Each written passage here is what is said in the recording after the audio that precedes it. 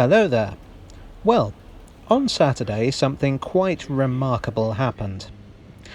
Round about lunchtime, my channel passed 1,000 subscribers, which is particularly remarkable because a week previously it had been at less than 250.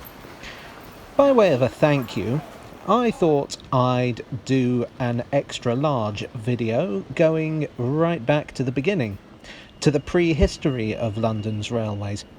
You see, before there was a Metropolitan Railway, before there was a London and Blackwall Railway, before there was any other line I don't have footage of, there was the London and Greenwich Railway.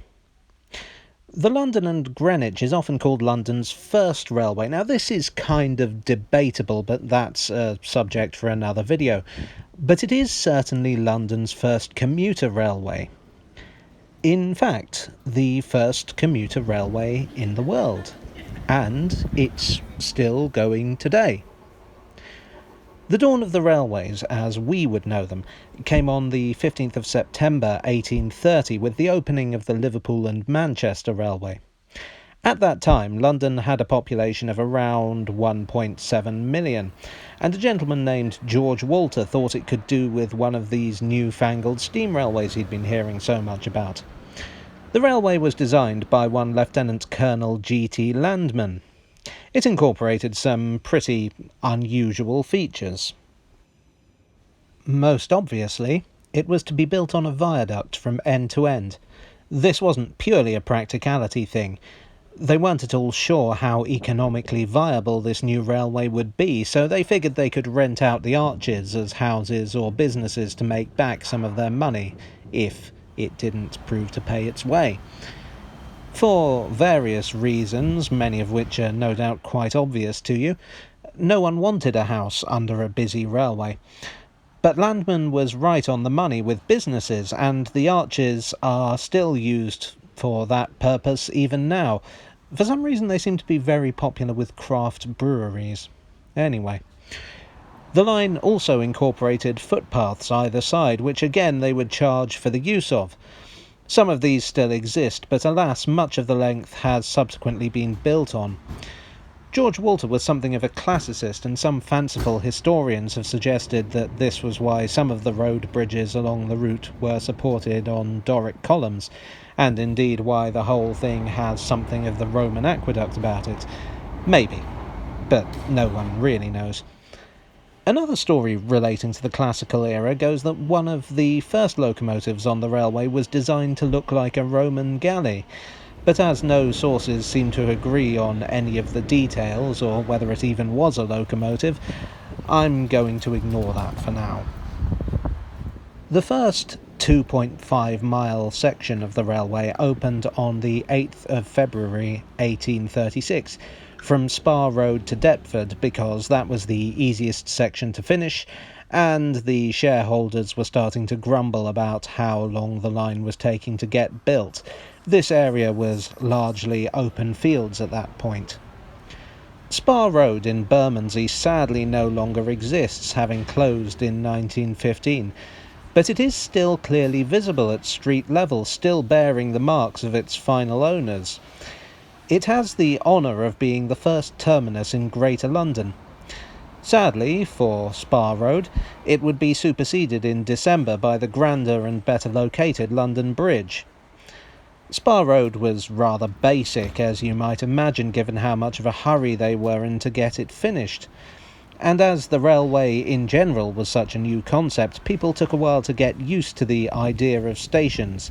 In fact, in the early days, overcrowding led to people waiting for their train on the track itself, leading on one occasion to an accident in which a passenger was killed, after which the railway was severely rebuked. This wasn't the only instance of trial and error on the railway, merely the most unfortunate. The railway was limited to operating during the hours of daylight, as the concept of signal lamps hadn't been invented yet. Practical steam locomotives were available, although the railway did try an extremely unusual locomotive invented by the naval hero Thomas Cochrane. This was powered by a primitive steam turbine and actually ran on two wheels. It worked as well as you might expect, being a weak steamer and again on two wheels. Cochrane had better luck with his improvements to the railway's carriages, which consisted of turning the chassis upside down to lower the centre of gravity. This is all very technical stuff. Here's another abandoned station, Southwark Park. This was opened much later than Spa Road, but I happened to be passing. There was once a station roughly here called Commercial Dock, which opened in the 1850s, no one knows exactly when, and closed in 1867. Southwark Park opened in 1902. Like Spa Road, it closed in 1915 in the face of competition from tramways.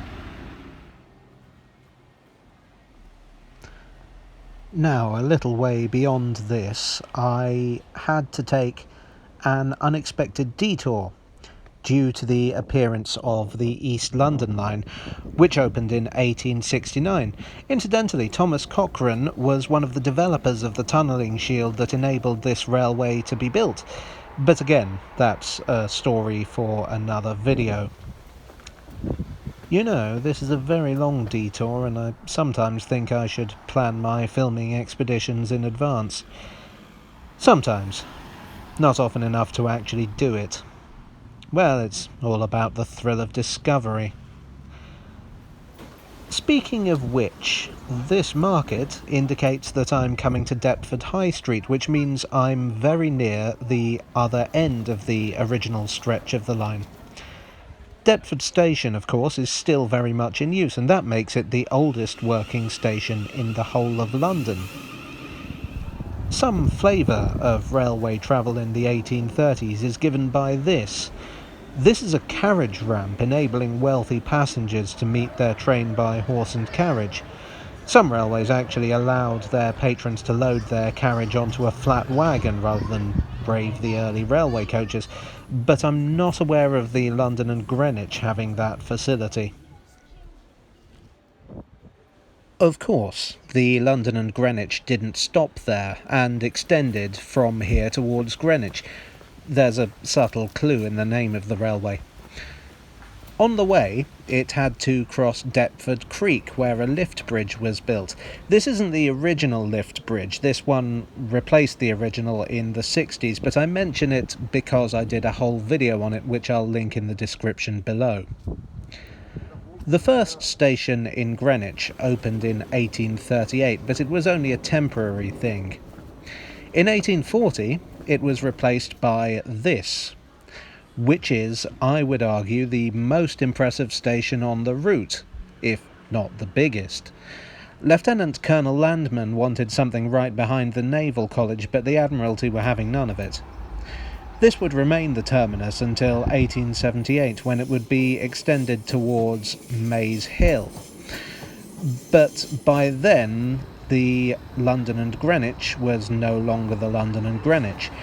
The London and Greenwich Railway became part of the South Eastern Railway in 1845, which became part of the South Eastern and Chatham Railway in 1899, which became part of the Southern Railway in 1923, which became part of British Railways in 1948.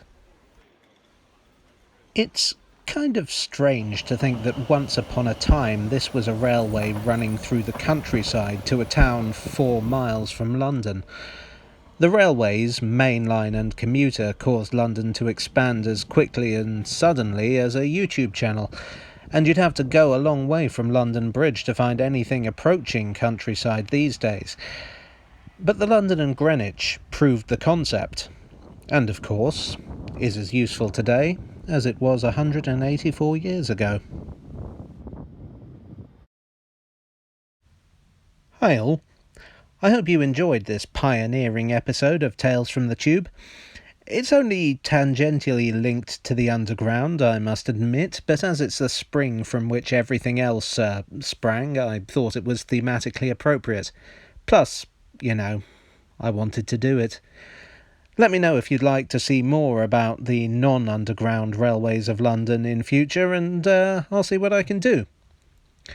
On another note, I'd like to thank all of you for watching, subscribing, commenting, liking, sharing, and all those other wonderful things that have helped this channel grow to reach this milestone. Whether you're new to the channel or a long-time viewer, I want to thank you all. And all that remains now is for me to say, as I so often do, that I'll see you again soon for another tale from the tube.